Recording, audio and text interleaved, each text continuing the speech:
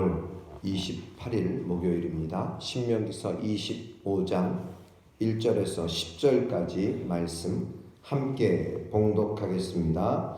사람들 사이에 시비가 생겨 재판을 청하면 재판장은 그들을 재판하여 의인은 의롭다 하고 악인은 정죄할 것이며 악인에게 태형이 합당하면 재판장은 그를 엎드리게 하고 그 앞에서 그의 죄에 따라 수를 맞추어 때리게 하라. 40까지는 때리려니와 그것을 넘기지는 못할지니 만일 그것을 넘겨 매를 지나치게 때리면 내가 내 형제를 경히 여기는 것이 될까 하노라. 형제들이 함께 사는데 그 중 하나가 죽고 아들이 없거든 그 죽은 자의 아내는 나가서 타인에게 시집가지 말 것이요 그의 남편의 형제가 그에게로 들어가서 그를 맞이하여 아내로 삼아 그의 남편의 형제 된 의무를 그에게 다 행할 것이요 그 여인이 낳은 첫 아들이 그 죽은 형제의 이름을 잊게 하여 그 이름이 이스라엘 중에서 끊어지지 않게 할 것이니라. 그러나 그 사람이 만일 그 형제의 아내 맞이하기를 즐겨하지 아니하면 그 형제의 아내는 그 성문으로 장로들에게 나아가서 말하기를 내 남편의 형제가 그 형제의 이름을 이스라엘 중에 잊기를 싫어하여 남편의 형제 된 의무를 내게 행하지 아니하나이다 할 것이요 그 성읍 장로들은 그를 불러다가 말할 것이며 그가 이미 정한 뜻대로 말하기를 내가 그 여자를 맞이하기를 즐겨하지 아니하노라 하면 그의 형제의 아내가 장로들 앞에서 그에게 나아가서 그의 밭에서 신을 벗기고 그의 얼굴에 침을 뱉으며 이르기를 그의 형제의 집을 세우기를 즐겨 아니하는 자에게는 이같이 할 것이라 하고 이스라엘 중에서 그의 이름을 신 벗김 받은 자의 집이라 부를 것이니라. 아멘. 하나님께서는 사람을 향한 특별히 약자, 고아, 과부, 가난한 자들을 향한 하나님의 배려와 하나님의 사랑을 또한 볼 수 있습니다. 그리고 이스라엘은 공동체라고 하는 공동체임을 항상 말씀하시죠. 여러분, 이 공동체 안에는 무엇이 있습니까? 질서라고 하는 것이 있는 것입니다. 여러분, 그 질서를 지키는 가운데서도 하나님께서는 이 약자들에 대한 배려를 말씀하시는 것입니다. 25장 1절 말씀에 보시면 사람들 사이에 시비가 생겼다. 시비가 생겨서 재판을 청하면 재판장은 그들을 재판하라. 의인은 의롭다 하고 악인은 정죄하라. 그리고 악인에게 태형이 합당하면 재판장은 그를 엎드리게 하고서 그 앞에서 그의 죄에 따라서 수를 맞추어 때리라 합니다. 그런데 이 죄수에게도 이 태형의 경우 40대를 넘기지 않도록 제한을 둡니다. 이 과도한 매질은 징계와 교도 차원을 넘어서서 범죄자의 생명과 인격을 멸시하는 것이기 때문입니다. 이 생명까지도 위협하게 된다.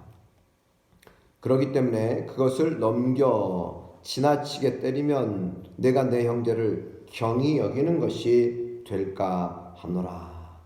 그렇습니다. 매를 어떤 이 형벌 가운데 이 매를 때리더라도 넘기지 못해 도를 지나치게 하지 말라. 그것이 교도와 징계, 그 징계의 차원을 넘어서서 과도하게 하지 말라라고 말씀하시는 것입니다. 4절 말씀을 보면 곡식 떠는 소에게 망을 씌우지 말아라. 여러분, 이것이 사람에게서만 멈추는 것이 아니라 이것이 동물에게까지 하나님은 그 생명이 얼마나 소중한가, 그리고 그 동물도 너무 과도하게 일하게 하지 말아라. 또 곡식 떠는 소에게 망을 씌우지 말아라. 여러분, 곡식 떠는 소가요, 일을 하다가 배고프면 그 곡식을 먹는다는 거예요. 곡식을 터는 이런 소가 일을 하다가 그 배고프면은 그 소가 그 곡식을 씹어 먹는다는 것입니다. 그럴 때 때리거나 막지 말라는 것입니다. 말 못하는 동물에게까지도 하나님은 바로 그의 생명 또 그에 대한 관심 것을 말씀하시는 것을 보게 됩니다. 그렇습니다. 우리는 사람의 생명을 소중히 여기고 또한 우리에게 있는 모든 자연 만물, 특별히 우리와 늘 함께하는 이런 동물들에 대해서도 생명을 귀하게 여겨라.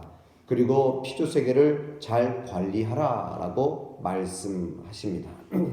하나님은 아담과 하와를 창조하셨습니다. 아담에게 자연 만물을 다스리라고 말씀하셨어요. 생육하고 번성하여 땅에 충만하라. 땅을 정복하고 땅을 다스리라. 그러기에 하나님께서는 모든 동물들을 다 아담 앞으로 지나게 하면서 이름을 어떻게 짓나 보셨다는 것입니다. 사람이 바로 이 동물들에 대해서도 이름도 지어주고 친근감 있게 이름을 불러주고 그리고 함께 가꾸고 돌본다. 자연 만물을 우리가 가꾸고 돌본다. 이런 마음들이 우리에게 항상 있어야 할 것입니다. 이어서 5절 이후에 보시면은요, 형제들이 함께 살아요. 근데 하나가 죽습니다. 아들이 없어요. 그럼 그 죽은 자의 아내는 나가서 타인에게 시집가지 말아라. 그의 남편의 형제가 그의 남편이 되어라. 그의 남편의 형제가 바로 이 죽은 자의 아내의 남편된 의무를 행하라라고 말씀하고 있는 것입니다. 뿐만 아닙니다. 그 여인이 낳은 첫 아들이 죽은 형제의 이름을 잊게 하라. 그래서 그 이름이 이스라엘 중에서 끊어지지 않게 하라. 이것은 계대 결혼이라고 하는 것입니다. 계대 결혼이죠.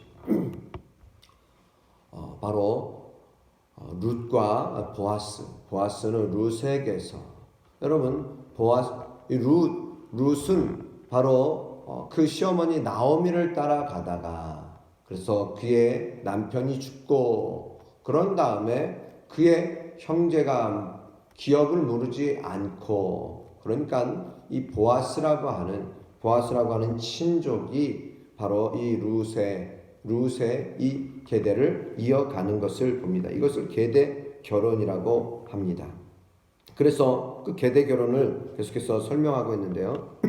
만일 7절에 그 형제의 아내 맞이하기를 즐겨하지 않냐면 그 형제의 아내는 성문으로 장로들에게 나아가서 말하기를 내 남편의 형제가 그의 형제의 이름을 이스라엘 중에 있기를 싫어하여서 남편의 형제된 의무를 내게 행하지 아니합니다. 그러면 성읍 장로들은 그를 불러다가 말하고 또 그가 이미 정한 뜻대로 말하기를 내가 그 여자를 맞이하기를 즐겨하지 않는다 하면 그 형제 아내가 장로들 앞에서 그에게 나아가서 그의 발에서 신을 벗기고 그의 얼굴에 침을 뱉고 그러면서 그의 형제 집을 세우기를 즐겨하지 아니하는 자에게는 이같이 하라. 이같이 할 것이라. 그러므로 이스라엘 중에서 그의 이름이 신 벗김 받은 자의 집이라 부른다는 것이죠. 여러분 바로 형제의 아픔을 외면하고 형제의 그 모든 계보를 이어가기를 싫어하는 자 그에게는 이러한 합당한 그러한 어떤 수치가 임하게 된다라고 하는 것입니다. 그리고 우리는 공동체 속에서 공동체성을 회복하는 것은 무엇일까? 우리가 고민해 봅니다. 그것은 서로를 돌아보는 것입니다. 서로 돌아보아 사랑과 선행을 격려하는 것입니다. 무관심이 죄다. 이런 말을 여러분 들어보셨습니까? 우리가 무관심하고 내가 돌아봐야 할 형제를 돌아보지 아니할 때에 그 형제의 아픔, 그 형제가 얼마나 지금 힘들고 지쳐있고 아파 있는가를 우리가 외면하게 된다는 것입니다. 그럼 회복해야 할 것이 있어요. 우리는 분명히 회복해야 할 우리의 시선이 있다는 것입니다. 우리는 매우 나 중심적이지 않습니까? 어떤 연인이요, 함께 달밤에 이렇게 언덕 위에 앉아서 이 여자가 이렇게 달을 향해서 저게 무엇일까? 라고 물었습니다. 저게 무엇이지? 그랬더니 교제하는 연인이 이렇게 말하는 것입니다. 여기 손에 이 땅콩잼이 묻어 있었거든요. 이것은 땅콩잼이지라고 했다는 거예요. 달을 향해 있는 그 시선을 보지 못하고 자기의 사랑하는 자기의 관심사만 본다는 거예요. 우리 대화 속에서도요, 우리는 우리의 관심사만 들으려고 해요. 그러다 보니까는 어떤 때는 가족 간에도 동문서답을 할 때가 있지 않습니까? 열심히 A를 이야기하고 있는데 갑자기 B를 얘기하는 그런 모습들. 그것이 저의 모습이기도 하고요, 우리의 모습이기도 하지 않습니까? 오늘 하나님께서는 돌아보라고 하는 말씀을 하십니다.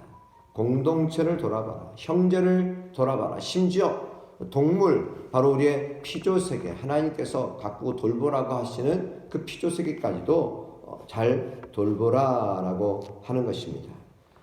인간적인 생각을 앞세워서 책임을 회피하다가 나의 아니란만 생각하면서 책임을 회피하다가 수치를 당하고 또 주어진 의무를 감당하지 않으려고 하는 그 모습 속에서, 공동체 속에서 외면당하지 않도록 여러분, 우리는 항상 기꺼이 모든 일을 책임을 다하려고 하는 성숙한 믿음의 사람들이 되실 수 있기를 주님의 이름으로 축복합니다. 하나님은 오늘 저와 여러분들의 삶을 통하여서 우리 주변이 밝아지고 아름다워지고 그것을 통하여서 전체 공동체가 더욱더 밝고 아름답게 새로워지는 그런 귀한 믿음의 종들이 다 되시기를, 믿음의 사람들이 다 되시기를 주님의 이름으로 축복합니다. 함께 기도드립니다.